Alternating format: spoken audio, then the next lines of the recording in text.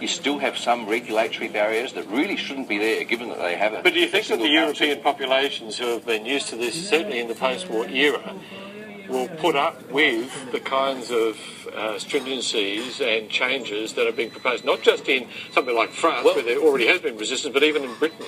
Look, we've actually had a taster of it in Latvia. Latvia is an economy within the EU, but outside the Euro, that had IMF support in 2008.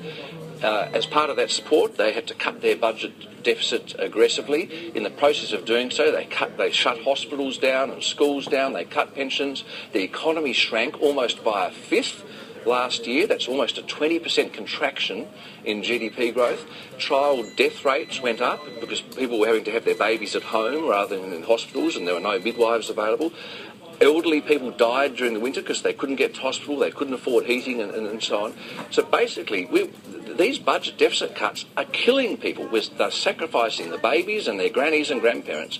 And you're saying that Latvia is simply a case of Europe writ small. That's right, and that's what's in store for Greece, Portugal, Spain, possibly Italy, going forward. It's going to be life-changing for a generation of Europeans, and there's going to be a lot of kickback against these budget deficit cuts that we're talking about, which is why at Westpac we think the most likely outcome ultimately is that one or more governments of those governments I mentioned will probably have to default on its debt. This is serious stuff, Jim.